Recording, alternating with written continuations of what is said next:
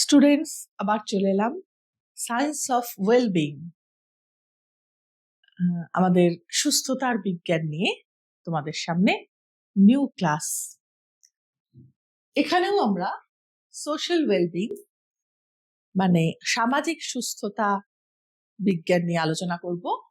Class 11 semester 2, আমি doctor পাপড়ি চট্টোপাধ্যায়।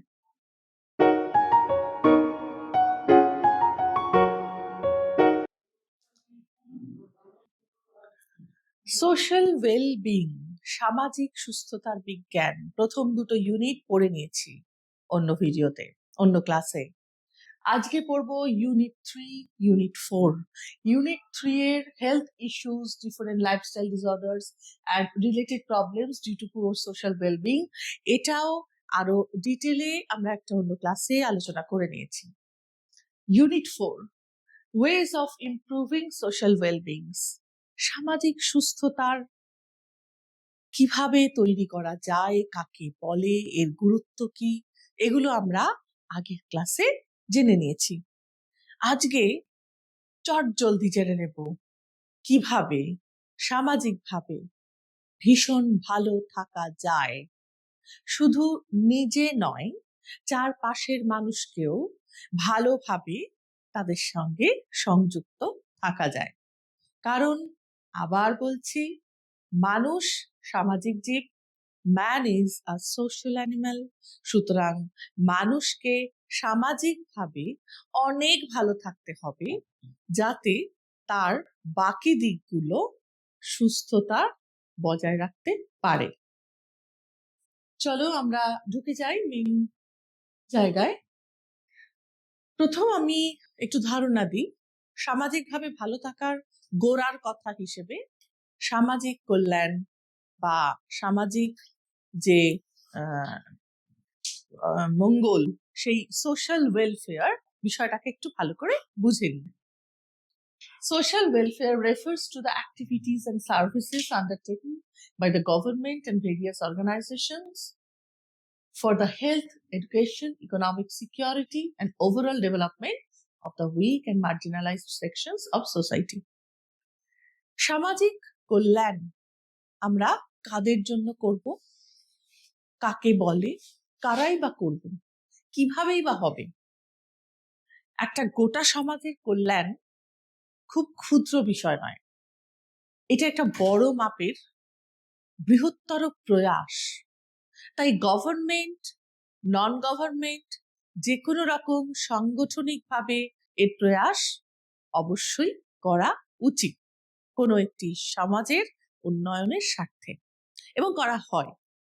আর ব্যক্তিগতভাবে আমরা যদি সমাজের উন্নয়নের দিকে চেষ্টা করি, নিশ্চয়ই পারবো। সেখানে হয়তো অনেক মানুষের অনেক ভালো একসাথে করে উঠতে পারবো না, কিন্তু ব্যক্তিগত প্রয়াস সেখানে থাকাটা জরুরি। প্রত্যেকটি একক মিলে একটি বৃহত্তর বিষয় হয়, সেরকম আমাদের প্রত্যেকের একক প্রয়াসের সাথে সাথে যৌথ প্রয়াসও উচিত করা। তো আমরা কি দিকগুলো উন্নয়নের চেষ্টা করব? Health, education, economic security, and overall development of the weak and marginalized sections of society. কাদের করব আর কোন দিকগুলোকে নজর দেব? করব একেবারে যারা মার্জিনালাইজড, অর্থাৎ দারিদ্র সীমার নিচে বা যে কোনো রকম সমস্যায়, যে সীমাটার নিচে বা ওপরে উঠলে বা নামলে এই ধরনের মানুষকে অনেক বেশি সাহায্য করতে হয়। তারা নিজেরা নিজেদেরকে সেই উন্নতির চরম জায়গায় ঠেলে নিয়ে যেতে পারে না একক প্রচেষ্টায়। সেই জাতীয় মানুষদের জন্য আমাদের সোশ্যাল ওয়েলফেয়ার বিষয়টি গুরুত্বপূর্ণ বা প্রযোজ্য। তো এই ধরনের মানুষের জন্য তাদের স্বাস্থ্য, তাদের শিক্ষা, তাদের আর্থিক নিরাপত্তা, এগুলো আমাদের দেখাটা জরুরি। কারণ একটা স্বাস্থ্যের যদি বিপদ হয়, তাদের ক্ষেত্রে কোনো রকম অসুস্থতা ঘটে, যে ধরনের মেডিকেল এক্সপেন্স দরকার তারা হয়তো অর্থনৈতিকভাবে সেটা দিতে পারছে না, তখন সেক্ষেত্রে তাদের পাশে দাঁড়ানো এককভাবে হোক যৌথভাবে হোক, গভর্নমেন্টাল অর্গানাইজেশন থেকে হোক নন গভর্নমেন্টাল অর্গানাইজেশন থেকে হোক, এগুলি জরুরি। তাই সোশ্যাল ওয়েলফেয়ার বা সামাজিক কল্যাণ আমাদের কাছে কিন্তু খুব গুরুত্বপূর্ণ একটি বিষয়, যখন আমরা জানবো এবং এগোবো সামাজিকভাবে ভালো থাকার উদ্দেশ্যে। তো এই সামাজিক যে অবদান বা সামাজিক কল্যাণ, এর মেইন পারপাস, মূল উদ্দেশ্য হচ্ছে অ্যাসিস্ট্যান্স টু দ্য ভালনারেবল, অর্থাৎ যারা এই ধরনের সুযোগ, অনেক জীবনের যাবতীয় সুযোগ থেকে তারা বঞ্চিত থাকেন এবং যাদের হাতে সব রকম ভালো থাকার হাতিয়ার নেই, একটু পিছিয়ে থাকা সমাজে, তাদের জন্য সাহায্য করা। সোশ্যাল জাস্টিস, সামাজিক অবদান বা সামাজিক যে এই মানুষগুলোর জন্য যথাযোগ্য সামাজিক ন্যায় বিচার, এদের জন্য এদের কি প্রাপ্য তার জন্য তাদের পাশে থেকে লড়াই করা, এদের যে প্রপারলি এরা কতটা ডিজার্ভ করে বা অপটিমাম কতটুকু এদের রাইট, এই বিষয়ে সচেতন থেকে এদের জন্য সেই বিষয়টুকু বা সেই জায়গাটুকু করে দেওয়া। ইকোনমিক এম্পাওয়ারমেন্ট, এদের অবশ্যই আর্থিক নিরাপত্তার দিকটি নজর দিয়ে আর্থিকভাবে সক্রিয় বা একদম নিজের পায়ে দাঁড়ানোর মতো যথাযোগ্য সাহায্য করা বা সেই দিকটার দিকে নজর দেওয়া। মূল এই তিনটে উদ্দেশ্যে আমরা সামাজিক কল্যাণের দিকে ঝুঁকি। আমরা অনেক ক্ষেত্রে আমাদের চারপাশে এই ধরনের এক্সাম্পল দেখতে পাই। বহু ধর্মীয় বা রাজনৈতিক বা সামাজিক সংগঠন এভাবে সোশ্যাল ওয়েলফেয়ারের কাজে নিযুক্ত থাকেন। এরপর আমরা চলে যাচ্ছি সামাজিক যে ভালো থাকা, তার দিকগুলোকে একটু ছুঁয়ে যাই। আমরা এগুলো আমরা জানলে যে এই বিষয়গুলো ভালো থাকলে আমরা সামাজিকভাবে ভালো থাকতে পারবো, বা সামাজিকভাবে ভালো থাকতে গেলে এইগুলোকে অবশ্যম্ভাবীভাবে ভালো করতে হবে, সেই দিকটা আমরা দেখে নিই। এডুকেশন হবে সকলের জন্য। সমাজের যারা ক্রিম অফ দ্য সোসাইটি, যারা আর্থিকভাবে প্রচন্ড নিরাপদ, রিচ পরিবার বা সব দিক থেকে তারা অনেকটা উপরের তলার সমাজে, তারা শিক্ষা পেলেই কিন্তু গোটা সমাজ ব্যবস্থা ভালো থাকবে না। আমরা এরকম অনেক ঘটনা দেখতে পাই যে যে কোনো রকম অন্যায় বা দুষ্কৃতি আমরা যদি চারপাশে দেখতে পাই, তার মেইন রিজন যদি খোঁজা হয় সামাজিকভাবে, আমরা দেখব যে সামাজিক অনেক অন্যায়ের পেছনে রয়েছে অনেক বঞ্চনা বা ডিপ্রাইভেশন। তো এডুকেশন না পাওয়াটাও সেক্ষেত্রে একটা বড় না পাওয়া, ডিপ্রাইভেশন। যে ছেলে মেয়েগুলো রাস্তায়, রাস্তার দুধারের স্লাম এরিয়াতে, যে ছেলে মেয়েগুলো হয়তো বাবা মার কেয়ার থেকেও বঞ্চিত হয়ে গেছে বা নিরুদ্দেশ হয়ে গেছে বা কিডন্যাপড হয়েছে, বা এরকম অনেক অনেক মানুষ থাকে সমাজের একেবারে নিচু তলায়, যারা বিন্দুমাত্র এডুকেশন পায় না, তাদেরকে ঠকানো সহজ, তাদেরকে ভুল বোঝানো সহজ, এবং তাদের পক্ষে জীবনের মূল উদ্দেশ্য বা জীবনের সব ভালো দিকগুলোকে দেখা হয়ে ওঠে না। তাদের সিদ্ধান্তে ভুল থাকে, তারা শুধু মাত্র সামান্য খাবার জন্য বা ভালোভাবে একটু বাঁচার জন্য তারা অনেক অন্যায় কাজ করে থাকে। তো প্রপার এডুকেশন কিন্তু সমাজের সকল স্তরে যদি না দিই, আমরা ভাবছি আমরা তো ভালো আছি, আমরা এডুকেশন পাচ্ছি, সেক্ষেত্রে এই জায়গাটা আমরাও ভালো থাকতে পারবো না। কারণ এটা একটা গোটা পরিবারের মতো সমাজটা। সুতরাং সমাজের যদি একটা পরিবার যদি আমরা দেখি এক্সাম্পল হিসেবে, পরিবারের অন্যান্য মানুষগুলো যদি খারাপ থাকে, হেড অফ দ্য ফ্যামিলি কখনো যেমন ভালো থাকতে পারে না। একটা পরিবারের একটা শিশু যে কোনো কাজেও লাগে না, কিন্তু সেই পরিবারের ভবিষ্যৎ, সেই শিশুটি যদি অসুস্থ হয়ে যায়, তাহলেও পরিবারটি কিন্তু বিশৃঙ্খলা হয়ে যায় অন্তত কিছু দিনের জন্য। ভীষণ একটা আপস অ্যান্ড ডাউন চলতে থাকে। সেরকম সমাজেও আমরা যদি সকল স্তরের মানুষ ভালো না থাকে, শিক্ষার আলোয় আলোকিত না হয়, তাহলে অনেক রকম অন্যায়, অনেক রকম ভুল নিয়ে সমাজটা গড়ে উঠবে, যার অভিঘাত কিন্তু সমাজের সকল স্তরেই এসে পড়বে। হেলথ, এটাও একই, facilities for all to maintain proper health. স্বাস্থ্য কিন্তু আমরা আমাদের স্বাস্থ্য সুরক্ষিত রাখলাম, কিন্তু একেবারে যারা সামাজিক সুযোগ থেকে বঞ্চিত, তাদের জন্য যদি এই সুযোগটা না দেওয়া হয়, তারা যদি কোনো রোগ সংক্রামিত করে, সেই সংক্রমণ কিন্তু সেই ভাইরাস বা ব্যাকটেরিয়া জানে না যে কে বড়লোক, কে গরিব লোক, কে সুবিধা প্রাপ্ত, কে সুবিধা পাচ্ছে না। সংক্রমণ কিন্তু তখন কাউকেই বাদ দেবে না। সুতরাং বা একটা মাস যদি অসুবিধায় পড়ে থাকে, তখন সমাজের ইকোনমিক দিকটাও কিন্তু খুব ডিসঅর্গানাইজড হয়ে যাবে। তো গোটা পরিবার বা গোটা সমাজের সব স্তরের সব মানুষকেই কিন্তু এই দিকগুলোকে সুন্দরভাবে বজায় রাখতে হবে। Employment, opportunities to get job or growing career, কাজের সুযোগ, কর্মসংস্থান, যে কাজের ওপর দাঁড়িয়ে আছে আমাদের গোটা পরিবার বা আমাদের সকল মানুষের, আমাদের বয়স্কদের, আমাদের ছোটদের, আমাদের খাবার, আমাদের শিক্ষা, আমাদের স্বাস্থ্য, সেই কর্মসংস্থান অত্যন্ত জরুরি। সেই কর্মসংস্থান যদি ঠিকঠাক করে না হয়, তাহলে কিন্তু অত্যন্ত গন্ডগোল দেখা দেয় সকলের সর্বস্তরে, মানে সব স্তরেই তার এফেক্ট পড়ে এবং সব কটা কম্পোনেন্টই এফেক্টেড হয়ে যায়। কারণ একটা যদি কর্মসংস্থানকে আমরা জোর দিই, আমি কখনোই বলছি না যে যেটার যোগ্য নয় সে সেটা পাক, কিন্তু প্রত্যেক মানুষের যোগ্যতা অনুযায়ী কর্মসংস্থান কিন্তু অত্যন্ত জরুরি, যেটা অনেক ক্ষেত্রেই দেখতে পাওয়া যায় না। যোগ্যতা অনুযায়ী কর্মসংস্থান যদি না থাকে, তাহলেও কিন্তু এটা ম্যাটার করে। Social security, maintaining social security for aged, helpless, sick and weak people. সামাজিক নিরাপত্তা অত্যন্ত জরুরি আমাদের জন্য। আমাদের যেমন আমরা রাত্রির বেলা যখন আমরা সবাই ঘরে থাকি, তখন বাইরের গেটটা আমরা তালা দিয়ে শুই। কেন না? সেটা এক ধরনের নিরাপত্তা।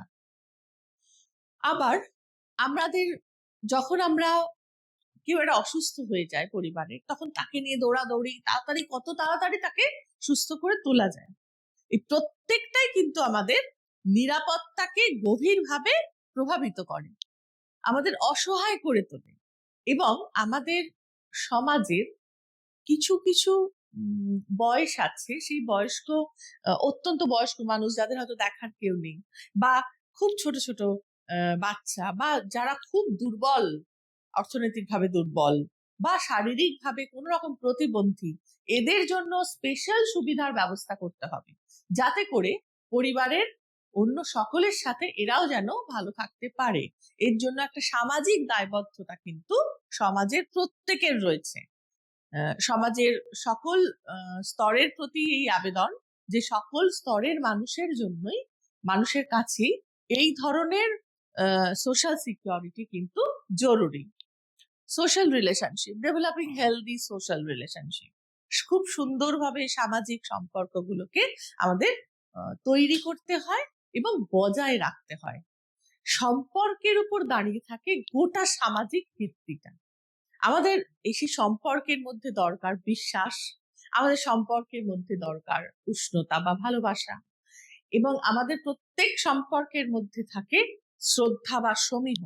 এইগুলো যদি কোনো সম্পর্কে কম হয়ে যায় বা অবিশ্বাস তৈরি হয় কোনোভাবে, সে সম্পর্ক একদমই ভঙ্গুর হয়, যার ওপর ভিত করে কোনো রকম সিস্টেম ডেভেলপ করতে পারবে না। ওই জন্য প্রত্যেকটা সামাজিক সম্পর্কই কিন্তু আমাদের কাছে গুরুত্বপূর্ণ, শুধু কাছের জন্যই। আমাদের সারাক্ষণ আমরা যে বহির পরিবেশে উন্মুক্ত থাকি, সেখানে প্রচুর মানুষের কন্ট্যাক্টে আসি, সেই মানুষেরা কিন্তু তাদের সাথেও যে অপটিমাম ডিস্টেন্স রেখে যে সম্পর্ক, সেটাও কিন্তু সুন্দর হওয়া, সুগঠিত হওয়া জরুরি। Environmental protection, preventing environmental pollution and conserving natural resources. সামাজিক সম্পদকে আমাদের প্রত্যেকের মাথায় রাখা উচিত যে সামাজিক উন্নয়নের জন্য, সামাজিকভাবে ভালো থাকার জন্য সামাজিক সম্পদের অপচয় আমরা ঘটাবো না, উল্টে নজর রাখবো কে কোথায় কিভাবে অপচয় ঘটাচ্ছে সেগুলোকে আমরা আগলাবো। কারণ এই সামাজিক সম্পদে যদি টান পড়ে সেক্ষেত্রেও কিন্তু একটা বিরাট প্রভাব সামাজিক সকল স্তরের মানুষকেই পোহাতে হবে। সুতরাং আজ যদি বায়ু পলিউশন হয়, হয়ে গেছে অলরেডি অনেক ক্ষেত্রে, অনেক দেশের অনেক স্থানের বায়ু অত্যন্ত কলুষিত হয়ে গেছে, ওভারঅল কলুষিত হয়ে গেছে। সেই কলুষিত বায়ু কিন্তু মানুষ ভেদে মানুষের কাছে যায় না, সব রকম মানুষের জন্যই এয়ার পলিউশন কিন্তু সমান ক্ষতিকর।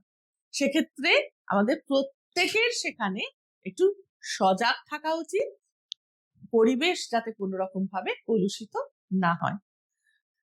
Improving social welfare requires the joint efforts of the government and non-governmental organizations and all citizens. Social welfare is possible if everyone works together to solve social problems. আমি আবার বলছি, সামাজিক ভাবে করা মানে ওই দায় সব সরকারের ওপর, নট নেসেসারিলি সবটুকুই সবার দায়। সরকারি ভাবেও দায়, বেসরকারি ভাবেও প্রতিষ্ঠানগুলোর দায়, এবং প্রত্যেক একক নাগরিকের কর্তব্য বা দায় রয়েছে এক্ষেত্রে। প্রত্যেকের একত্রিত সংঘবদ্ধ প্রয়াসের মাধ্যমেই আমরা কিন্তু এই সামাজিক বিভিন্ন সুস্থতাগুলো বজায় রাখতে পারবো বা সামাজিকভাবে আমরা ভালো থাকতে পারবো। আচ্ছা, এখানে আমরা দেখব wedge of improving social wellbeing. এখানে আমরা কিভাবে সোশ্যাল ওয়েলবিং বা সামাজিক সুস্থতাকে আরো ডেভেলপ করব সেই পথগুলো আমরা জানবো।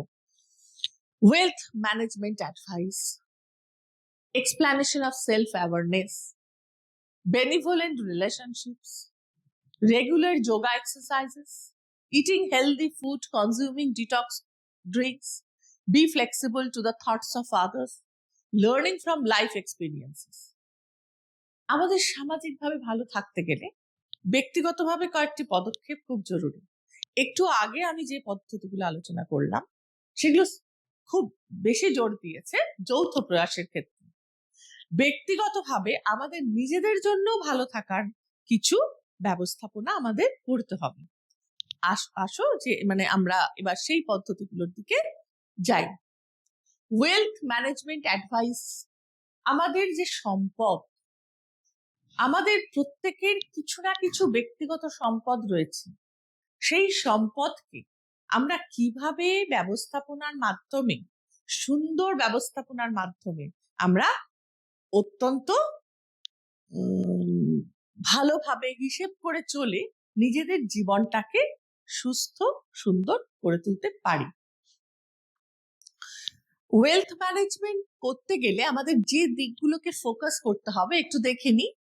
প্রথমে আমাদের ফিনান্সিয়াল প্ল্যানটা ঠিক রাখতে হবে, কারণ আমি অনেককে দেখেছি প্রচুর টাকা রোজগার করেও তারা কিন্তু সেইভাবে জীবনের সব দিককে সমান গুরুত্ব দিতে পারেন, বলে যে কোথাও একটা ঘাটতি হয়ে যাচ্ছে, বা ভবিষ্যতেও তাদের জন্য কিন্তু বা ভবিষ্যতের জন্য অনেক রাখছে, বর্তমানকে অবহেলা করে, বা বর্তমানে তারা প্রচুর ভোগ সুখের মাধ্যমে কাটাচ্ছে বা একটু অপচয়ের মাধ্যমেই হয়তো করছে, কিন্তু ভবিষ্যতের জন্য তারা ভাবছে না। পুরো সম্পদের একটা খতিয়ান রেখে বা কতদূর তাকে আমরা ব্যবহার করতে পারি, কতদূর তাকে আমরা আমাদের জীবনে যাপনে তাদেরকে ইউজ করতে পারি, সেটা আমাদের নজর থাকবে। মানে মিস ইউজ কোনোভাবে যাতে না হয়, তার জন্য ইনভেস্টমেন্ট জরুরি। রিটায়ারমেন্ট জবে হবে সে অনুযায়ী একটা প্ল্যান জরুরি। ট্যাক্স জরুরি, ট্যাক্সটা দেওয়া অত্যন্ত জরুরি। কোথাও কোনোভাবে ট্যাক্স ফাঁকি দেওয়া হয়ে গেলে সেটা কিন্তু অনেক বিপুল আকারে এবং পানিশমেন্টের সঙ্গে, পেনাল্টির সাথে আমাদের অনেক বেশি টাকা খরচা হয়ে যায়। আমরা কোনোভাবেই একে ফাঁকি দেওয়ার চেষ্টা যেন না করি, এটা আমাদের duties. And estate planning tailored to your goals and risk tolerance, often involving a professional advisor for personalized strategies like asset allocation, risk management. আমরা এই সবগুলোর জন্য আমরা অনেক বেশি, যদি আমাদের ওয়েলথের পরিমাণটা বেশি থাকে বা অত্যন্ত কম থাকে, যাকে আমরা হাল হদিশ করতে পারছি না, how do I manage everything. তো সেক্ষেত্রে আমরা প্রফেশনাল হেল্পও নিতে পারি, এই ধরনের অ্যাডভাইজাররা রয়েছেন। নেক্সট চলে যাই, এক্সপ্লানেশন অফ সেলফ অ্যাওয়ারনেস। ভীষণ জরুরি সামাজিকভাবে ভালো থাকার জন্য নিজের সম্পর্কে নিজেকে জানা খুব জরুরি।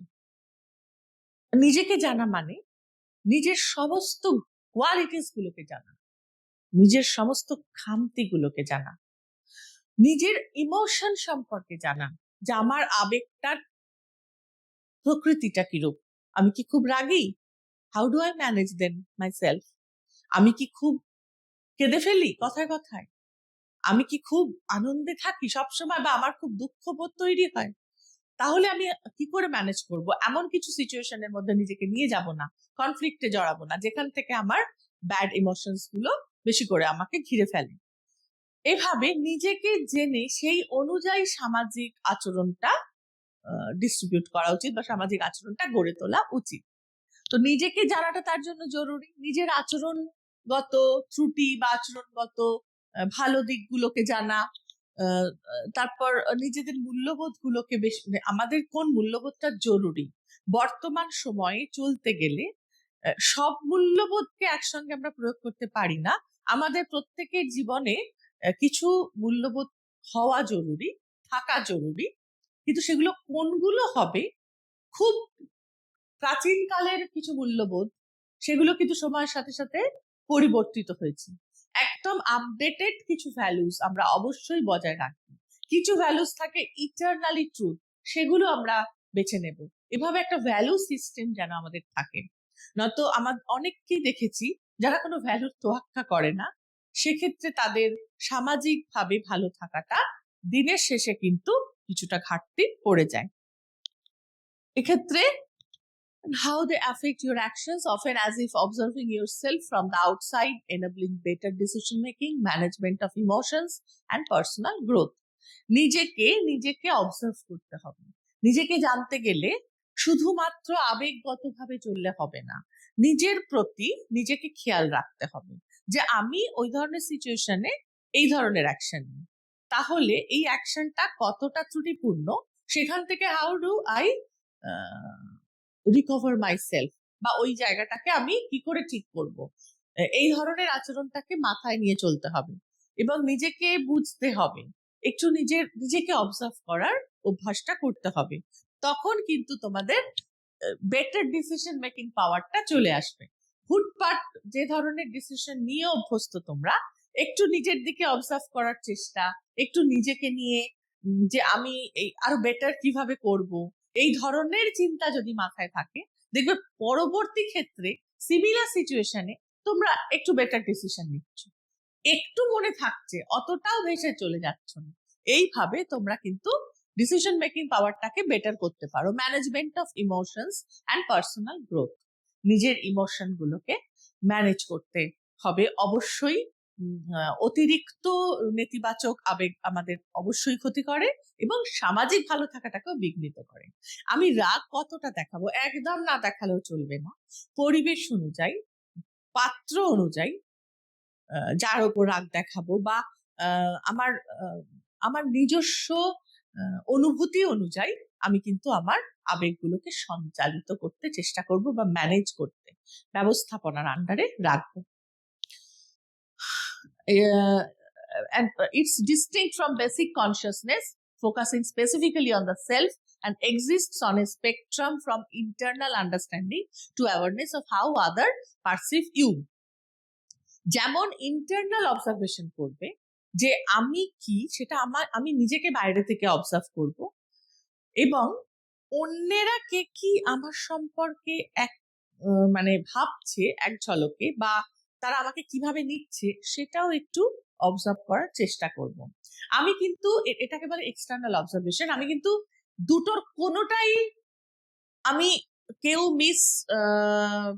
এটাকে ইউজ করবে না, বা মিসআন্ডারস্ট্যান্ড করবে না যে আমি এটা বলতে চাইছি যে সবসময় ভাববো আমরা অন্য কে কে আমাকে নিয়ে ভাবছি, না আমি এটা বলছি না। বা এটাও আমি বলতে চাইছি না যে সবসময় নিজেকে নিয়ে রিথিঙ্ক করব, যে থিঙ্ক এন্ড রিথিঙ্ক যে আমি আমি আমি আমি আমার এটা দোষ, আমার ওটা গুণ, না না না, আমি সেটা বলছি না। আমি বলছি সঠিক রিয়ালিটিতে, বাস্তবে আমি ঠিক কিভাবে এগোবো সেই সম্পর্কে, নিজের সম্পর্কে একটা সুন্দর প্ল্যান অফ অ্যাকশন আমাকে নিতে হবে। তার জন্য নিজেকে জানাটা জরুরি। এবং যার সাথে আমি আচরণ করছি, প্রতিদিন ওঠা বসা করছি, বা মাঝে মাঝে তার সাথে আমার ইন্টারাকশন জরুরি, সেক্ষেত্রে সেই মানুষটাকেও বুঝে নেওয়া, বা সেই মানুষটা আমায় কিভাবে নিচ্ছে, কতটা ভালোভাবে নিচ্ছে হয়তো বুঝতে পারলাম না, সেক্ষেত্রে ভাবলাম সে আমাকে খুব ভালোভাবে নিচ্ছে, হয়তো সে আদৌ পেই নিচ্ছে না, সে হয়তো ভিতরে ভিতরে অন্যরকম ভাবে আমাকে নিচ্ছে, সেটাও আমাকে সেই অবজারভেশনটাও নজর রাখতে হয়। এটা সামাজিক ভাবে ভালো থাকার জন্য খুবই জরুরি। নেক্সট হচ্ছে বেনিভোলেন্ট রিলেশনশিপ। এই সম্পর্ক, এই ধরনের সম্পর্ক, সুন্দর সম্পর্ক, একটা অদ্ভুত সুন্দর বাতাবরণ সৃষ্টি করে, যেটা খুব জরুরি আজকের দিনে। আজকের দিনে ভালো থাকার জন্য এটা ভীষণভাবে জরুরি। আজকের জটিল সমাজে প্রত্যেকে ভীষণ একা, প্রত্যেকেই নানা রকম প্রতিযোগিতা, ইঁদুর দৌড়ের মধ্যে দিয়ে জীবনের কোনো একটা গোলের দিকে দৌড়াচ্ছে। সেক্ষেত্রে এই রিলেশনশিপটা যে আনকন্ডিশনাল একটা ওয়ার্মথ দেবে, যেখানে কোনো শর্ত নেই, শুধু আছে কাইন্ডনেস, সেই ধরনের রিলেশনশিপ জীবনে জরুরি। সেটা যে কোনো মানুষ হতে পারে, সেটা সেম জেন্ডার হতে পারে, সেটা অপোজিট জেন্ডার হতে পারে, সেটা খুব ক্লোজ রিলেশনের মধ্যে হতে পারে, সেটা ফ্রেন্ডশিপের মধ্যে হতে পারে, যে কোনো হতে পারে। কিন্তু এই ধরনের benevolent relationship is too much necessary for everyone. এবং আমাদের অনেক কথা আমরা সব জায়গায় সব কথা বলে উঠতে পারি না, এরকম একটা রিলেশনশিপ থাকলে আমরা কিন্তু সেখানে without fear of self judgment, আমরা আমাদের জাজমেন্ট করবে এই ভয়টায় ভীত থাকবো না, যেখানে সেখানে নিজের সম্পর্কে বলতে গেলেও বা নিজের একটা ঘটনাও বলতে গেলে আমরা সচকিত থাকি, না ও এটা থেকে কি ভেবে নেবে, ও আমাকে কিভাবে জাজ করবে। কিন্তু এই রিলেশনটা এমন হবে যেখানে সে কিন্তু আমাকে জাজমেন্ট দেবে না, সে কিন্তু আমাকে আনকন্ডিশনাল কাইন্ডনেস দেখাবে, যাতে করে আমি আমার মতন একটা সিকিউরিটি পাই, যে সিকিউরিটিটাকে বেস করে আমার ভালো থাকাটা গড়ে উঠবে, আমাকে ভবিষ্যতে আরো ভালোর দিকে আমাকে নিয়ে যাবে।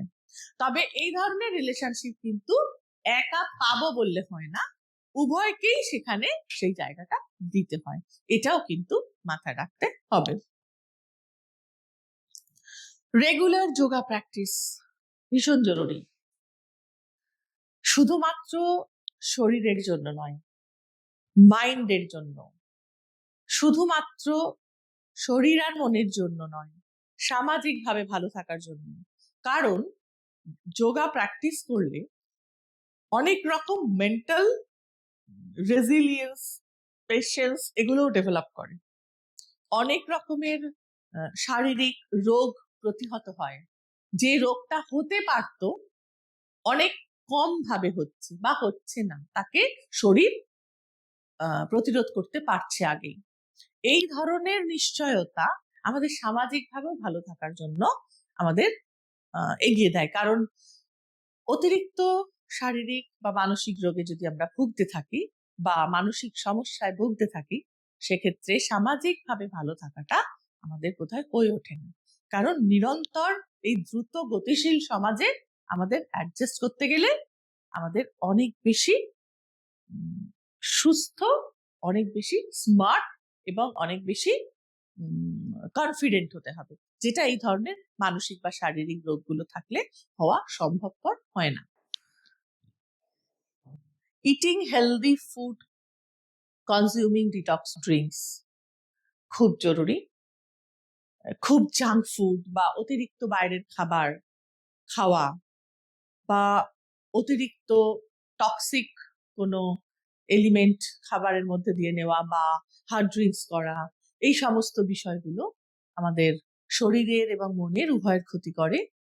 অবশ্যই আমরা এই খাবারগুলোকে প্রত্যাহার করব এবং খুব ভাবনা চিন্তা করেই ভালো খাবার, নিউট্রিশিয়াস খাবার আমরা গ্রহণ করব। আমি কখনোই বলছি না ডিটেস্ট ফুল খাবার খেতে, টেস্টি খাবার, ইয়াম্মি খাবার কিন্তু অনেক নিউট্রিশিয়াস হয়, সেই দিকটাকে জানতে হয়, সেই দিকটাকে একটু ফোকাস করতে হয়, সেই বিষয়টা খুব গুরুত্বপূর্ণ। আজকে অনেকেই আমি দেখেছি আগে আমাদের সময় বা আমাদের অনেক ছোটবেলায় অনেক ক্ষেত্রে এই বিষয়গুলোকে অত গুরুত্ব দেওয়া হতো না। খুব প্রচুর খাবার হচ্ছে নিউট্রিশনের একটা প্রধান জায়গা বলে মনে করা হতো, যে প্রচুর খাবার খাচ্ছে না। প্রচুর খাবার কি কম খাবার বড় কথা নয়, নিউট্রিশিয়াস খাবার এবং যার জন্য যতটুকু দরকার সে ততটুকুই কনজিউম করবে, তার কমও না তার বেশিও না। এই জায়গাটাকে ফোকাস করার জন্য এখন বর্তমানে অনেক বেশি নজর দেওয়া হচ্ছে, যা মানুষকে আজকের এই পলিউটেড এনভায়রনমেন্টের মধ্যেও সুস্থ থাকতে অনেকটাই সাহায্য করে। তার জন্য fruits, vegetables, lean proteins and whole grain ডিটক্সিকেশনের জন্য প্রচুর ভিটামিন, ফাইবার এনরিচড জিনিস খেতে হবে। এগুলো মাথায় রেখে আমাদের দিনের চার্ট তৈরি করতে হবে যে আমরা কখন কোন সময় কি খাবো। আমি এটা বলছি না যে তার মানে রেস্টুরেন্ট ক্লোজ, তার মানে বাইরে যাওয়া বন্ধ, বাইরের খাবার বন্ধ। সেটার জন্য একটা নির্দিষ্ট দিন রেখে বা সেটার একটা নির্দিষ্ট সময় রেখে আমরা বাকি সময়টা নিজের শরীরের দিকে নজর দিয়ে আমাদের খাদ্যের তালিকা প্রস্তুত করে নিতে অবশ্যই পারি। Be flexible to the thoughts of others, অবশ্যই এটা খুব জরুরি। সিম্প্যাথি, এমপ্যাথি সব কিছু এর মধ্যে পড়ে যায়।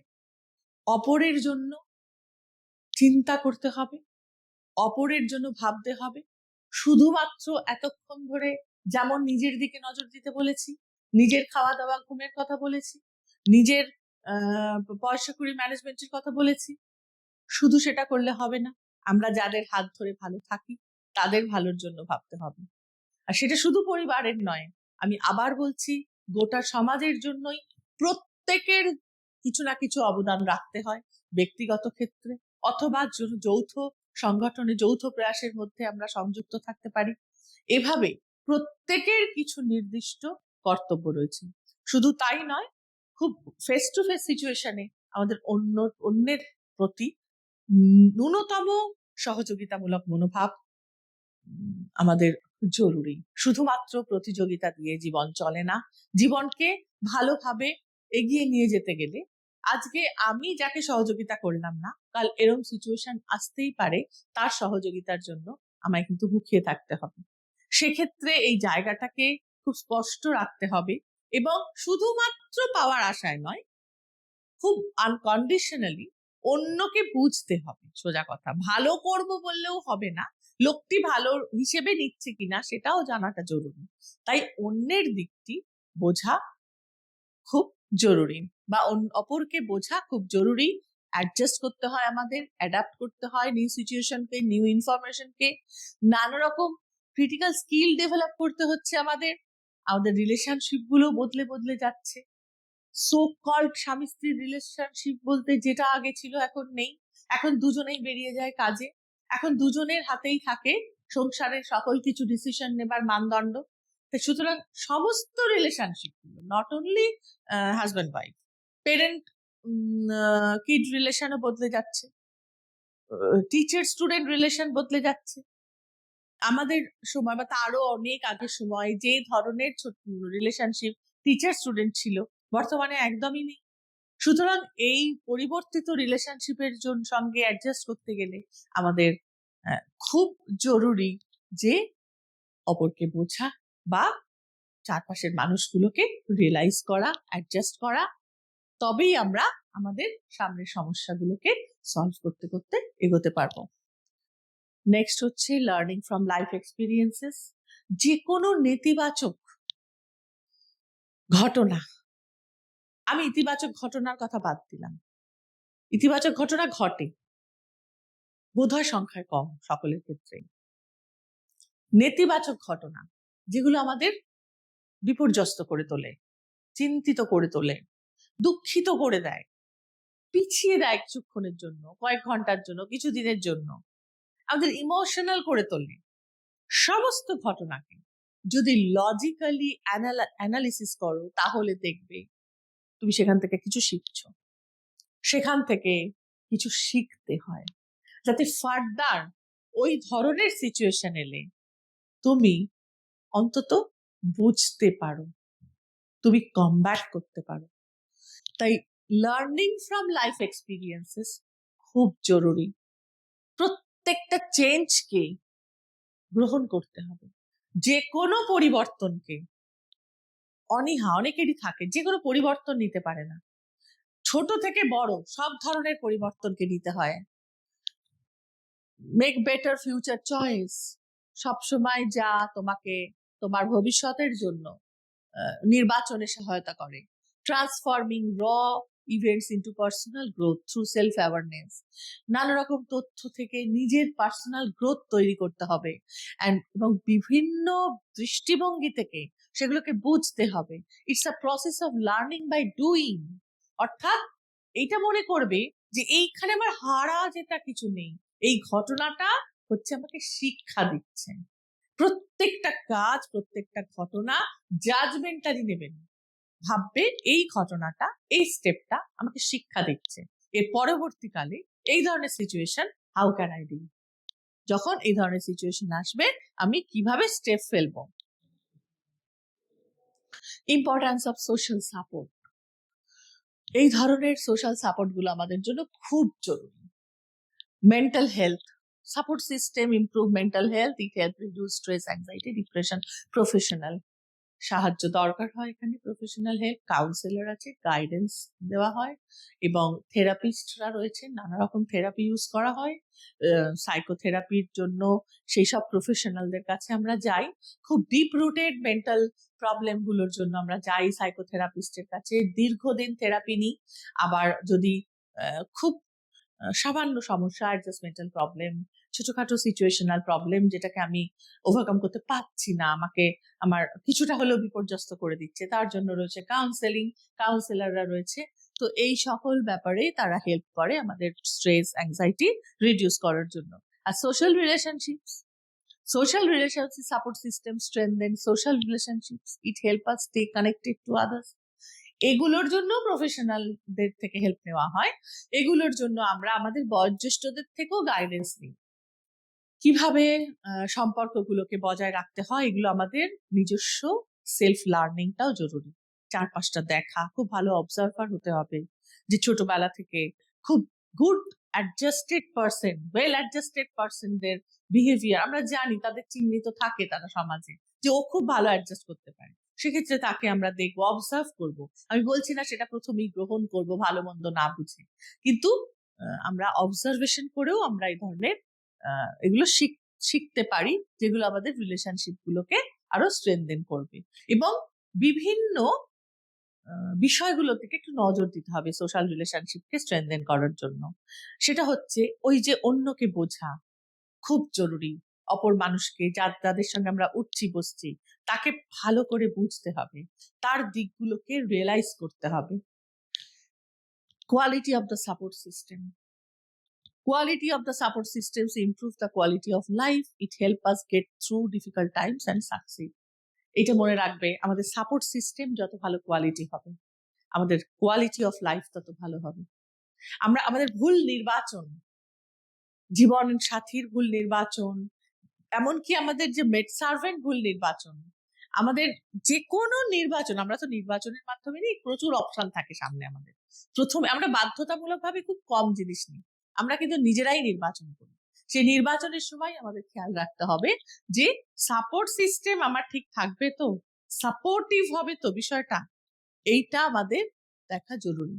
Ways to build proper social support system, কি করে তাহলে এই সাপোর্ট সিস্টেম আমরা তৈরি করার সময় মানে খেয়াল রাখবো, কিভাবে ভালোভাবে সাপোর্ট সিস্টেমটা আমরা তৈরি করব।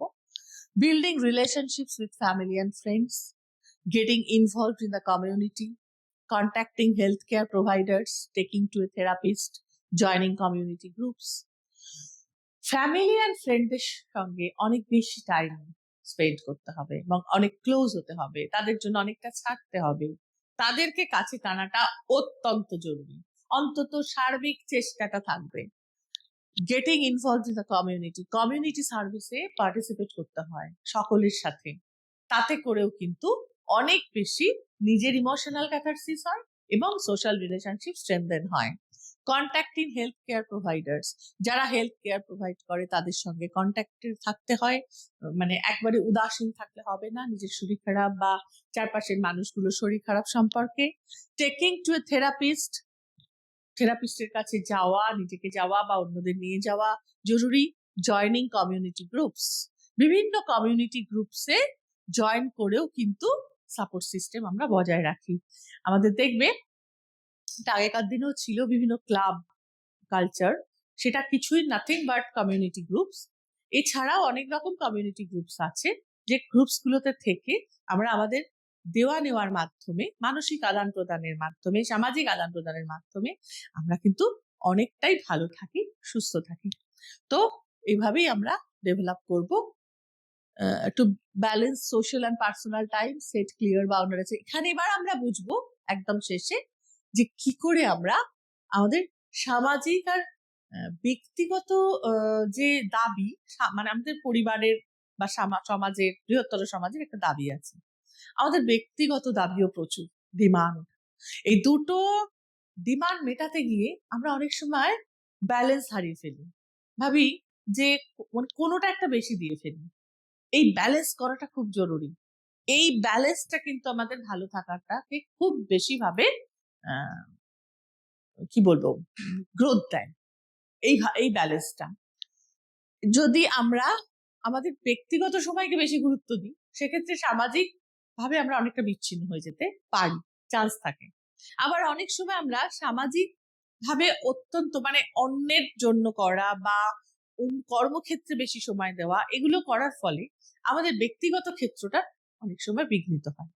দুটোর মধ্যে সুন্দরভাবে ব্যালেন্স করার জন্য আমাদের কিন্তু এটা মাথায় রাখতে হবে যে আমরা যেটাই করব একটা ব্যালেন্স, একটা প্ল্যান অফ ওয়ার্ক করে আমরা ব্যালেন্স করে চলতে হবে।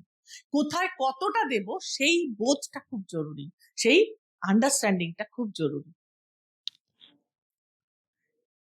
Strategies for time management, time তাহলে ম্যানেজ করব কি করে? এই যে আমরা ব্যক্তিগত সময় আর সামাজিক সময়ের মধ্যে একটা সময় নিয়ে টানাপোড়েন চলে অলওয়েজ, অফিসে বেশি সময় দিলে ছেলে মেয়েকে দিলে না, কি আমাকে দিলে না, কি বাবাকে দিলে না, কি মাকে দিলে না, কি বন্ধুদের বেশি দিয়ে দিল, অফিসকে দিল না, কি পরিবারকে বেশি দিল, অফিস সেখানে হুঁশিয়ারি দিচ্ছে। সেক্ষেত্রে আমাদের টাইম ম্যানেজমেন্টটা খুব জরুরি। সময়টা নিয়ে টানাটানিটা পড়ে মূলত। তো আমাদের এইগুলো একটু দেখে নিতে হবে। প্রায়োরিটাইজেশন, কোনটা প্রায়োরিটি সেই অনুযায়ী বাঁচতে হবে। গোল সেটিং, নিজের উদ্দেশ্য, মূল উদ্দেশ্যটার দিকে তাকাতে হবে। সেই পার্টিকুলার উদ্দেশ্যটা করতে গেলে তাহলে হয়তো কিছু সময় আমাকে কর্মক্ষেত্রে বেশি দিতে হবে, সেটাও আমাকে চুজ করতে হবে। ওভারকামিং অবস্ট্যাকলস, ছোট ছোট বাধাগুলোকে ওভারকাম করতে হবে নিজস্ব স্ট্র্যাটেজি দিয়ে। ডিলে ইনভলভ, কখনো কখনো কোনো অন্য কাজে ডিলে দিয়েও নিজের কাজ, যে উদ্দেশ্য সেটার দিকে একটুখানি এগিয়ে নিতে হবে। এত ডিলে দেবো না যে পরে সামলাতে পারবো না, কিন্তু এটা করতে হয়। শিডিউল কনস্ট্রাকশন করতে হবে, কনফ্লিক্ট রিজলিউশন করতে হবে। দ্বন্দ্ব নিয়ে কিন্তু সামাজিক ভালো থাকা যায় না। যে কোনো দ্বন্দ্ব কিন্তু অবশ্যই প্রাথমিক পর্বেই মিটিয়ে নিতে হয়, কনফ্লিক্ট নিয়ে চলা যায় না। এই কনফ্লিক্ট রিজলিউশনের জন্য এখানে কয়েকটা পদ্ধতি আমি বলে দিয়েছি। একটা হচ্ছে অ্যাক্টিভ লিসনিং, মন দিয়ে শোনা। যদি কারোর সঙ্গে দ্বন্দ্ব তৈরি হয়েই গিয়ে থাকে, তাকে অ্যাভয়েড নয়, তার সঙ্গে কথা বলে, সে যদি খুব বেশি লাউড না হয়, তার সাথে বসে কাম অ্যান্ড কোয়াইটলি তার সমস্যাটাকে, তার যে হয়তো সে ভুল বলছে, কিন্তু প্রথমে তাকে শোনা, এটা খুব জরুরি। এমপ্যাথি সিম্প্যাথি আমি আগেও আলোচনা করেছি, আবারও বলছি, এমপ্যাথি সিম্প্যাথির থেকে অনেকখানি বড়ভাবে কাজ করে। সিম্প্যাথি হচ্ছে করুণা, আশ্বাস, আর এমপ্যাথি হচ্ছে ঠিক যে মানুষটা যে সমস্যার মধ্যে দিয়ে যাচ্ছে, নিজেকে ওই মানুষটার জায়গায় বসিয়ে সেই সমস্যাটাকে পুরোপুরি ভিতরে অনুভব করা। এইটা যদি করো কোনোভাবে, অন্য কারোর প্রতি সেই এমপ্যাথিক এলিমেন্টটা তোমাদের মাথায় আসে, তাহলে জানবে যে সে কিন্তু ঠিক রিয়েলাইজ করবে যে আউট অফ অল পার্সনস তুমি হচ্ছে সেরা, যে তাকে তার পাশে তুমি সেই সময় থাকছো। Putting yourself in the shoes of another person, feelings must be understood. তার অনুভূতিগুলোকে তুমি বুঝছো, সেক্ষেত্রে সে তার অবচেতন বা চেতনায় তোমাকেই তোমার সাথে সম্পৃক্ত হয়ে যাবে। কমিউনিকেশনটা খুব জরুরি। You need to express your thoughts and feelings clearly and calmly to others. নিজের যে দৃষ্টিভঙ্গি বা নিজের যে অনুভূতি, সেটা স্বচ্ছভাবে, সুন্দরভাবে, শান্তভাবে অপরের কাছে বলাটা খুব জরুরি। নিজেরটা চেপে রাখলে কেউ কখনোই সেটা নিজে থেকে বুঝবে না। নিজের কথাটা অনায়াসে স্পষ্টভাবে বলতে হয়।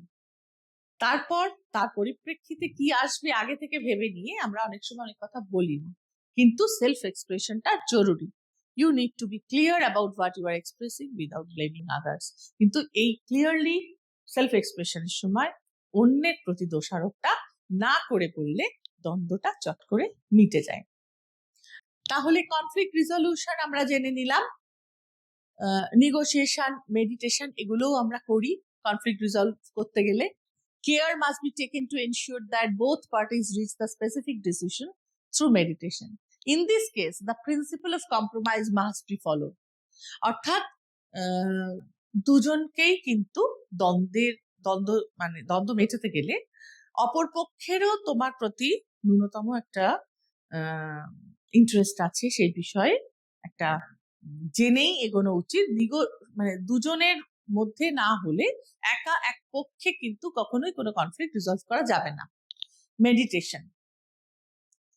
If a person cannot resolve their conflict on their own, then a neutral third party can help. এটাও করা যেতে পারে যে কখনো যে দুজনের মধ্যে সমস্যা কিছুতেই মিটছে না, তখন অনেক, খুব রেয়ার বাট অনেক ক্ষেত্রে তৃতীয় ব্যক্তি বসে সেটা সমাধান করে। আর যদি সেটা না হয় সেটা মিডিয়েশন, সেক্ষেত্রে কিন্তু তখন তাকে নিজের মতো করে সেটাকে কমব্যাট করতে হবে সেই সমস্যাটা। কিন্তু সেটা না করে আমরা অবশ্যই চাইবো প্রাথমিকভাবে দ্বন্দ্ব অফ করে দিতে, দ্বন্দ্বটাকে কিভাবে রিজলভ করব। আর যখনই কোনো দ্বন্দ্ব তৈরি হয়, যে দুই ব্যক্তির মধ্যে দ্বন্দ্ব হচ্ছে তাদের মধ্যে একটা খুব শক্ত পাঁচিল উঠে যায়, যেন যে পাঁচিলটা ভেদ করে উভয় আর উভয়ের সঙ্গে কমিউনিকেট করতে পারে না। সেই ব্যারিয়ারটা, সেই বাধাটা কি করে আমরা লুজ করে দেব, কি করে সরিয়ে দেব, তার জন্য কয়েকটা টিপস এখানে দেওয়া হয়েছে। বিল্ডিং ট্রাস্ট, এমন কাজ করতে থাকো সে যেন তার হৃত বিশ্বাস তোমার উপর ফিরে পায়। রেসপেক্ট জানালে কোনো দিন দ্বন্দ্ব থাকবে না। রেসপেক্ট হচ্ছে এরকম একটা জিনিস। ওপেন মাইন্ডেডনেস, কখনো সংকীর্ণতাই দ্বন্দ্বের কারণ হয়, সেক্ষেত্রে যদি উদার মানসিকতা সম্পন্ন হয় দ্বন্দ্ব কিন্তু আপনা আপনি রিজলভ হয়ে যায়। ফ্লেক্সিবিলিটি, নমনীয়তা, গোয়ার তুমি না করে, এক বজ্ঞা আচরণ না করে নমনীয় থাকতে হয়। অপর দিক কি বলছে সেটা খানিকটাও মানতে হয়। পজিটিভ অ্যাটিটিউড, ইতিবাচক দৃষ্টিভঙ্গি রাখতে হয়। ইউজ আই স্টেটমেন্ট, কখনো তুমি করো, তোমরা করো না করে আমি করি, আমার হয়, এভাবে বললে সেটা অনেক দ্বন্দ্ব নিরসনে সাহায্য করে। টেক আ ব্রেক, যদি ঝগড়া চলতেই থাকে, কিছুতেই সমাধান হচ্ছে না, একটা ব্রেক নাও, কিছুক্ষণের জন্য কিছুক্ষণ সময় দাও। সিক প্রফেশনাল হেল্প নাও যদি একেবারেই দ্বন্দ্ব না কাটছে। সেক্ষেত্রে যেমন ম্যারাইটাল প্রবলেমস এর ক্ষেত্রে ম্যারাইটাল কাউন্সিলিং এর জন্য যাওয়া হয় কাউন্সিলরের কাছে, বা এই ধরনের দ্বন্দ্ব নিরসনের জন্য প্রফেশনাল হেল্পও করা হয়ে থাকে। তার জন্য কাউন্সিলররা আছেন, সাইকোথেরাপিস্টরা আছেন, আমরা তাদের হেল্প নিতে অবশ্যই পারি। তাহলে আমরা পড়ে নিলাম কি করে সামাজিকভাবে ভীষণ ভালো থাকবো, সামাজিক ভালো থাকা কাকে বলে, তার গুরুত্ব, আর তার সাথে পড়ে নিলাম কি করে ভালো থাকবো, কি করে সামাজিকভাবে একদম সুস্থ থাকবো এবং সাফল্যের সাথে, সামাজিক স্বীকৃতির সাথে, সামাজিক সাফল্যের সাথে আমরা নতুন করে বাঁচতে পারবো। কারণ সামাজিকভাবে ভালো না থাকলে কেউ কিন্তু আলটিমেটলি ভালো থাকতে পারে না। দিনের শেষে আমি যদি একটা প্রাইজও পাই, আমার পড়াশোনায়, কি আমি যদি একটা কর্মক্ষেত্রে বিরাট অ্যাওয়ার্ডও পাই, সেটাকে গুরুত্ব আমার বাড়ির লোক দিয়ে আমাকে একটা হাক করলে আমরা তাতেই ভীষণ সব থেকে বেশি গুরুত্ব পাই। সারা পৃথিবীর লোক আমাকে কি বলছে সেটার থেকেও বেশি ম্যাটার করে আমার চারপাশের সোসাইটি আমার কতটা গুরুত্ব দিল। এই জন্যেই সামাজিকভাবে ভালো থাকাটা অত্যন্ত জরুরি ওভারঅল ভালো থাকার জন্য। সকলে ভালো থেকো। Thank you.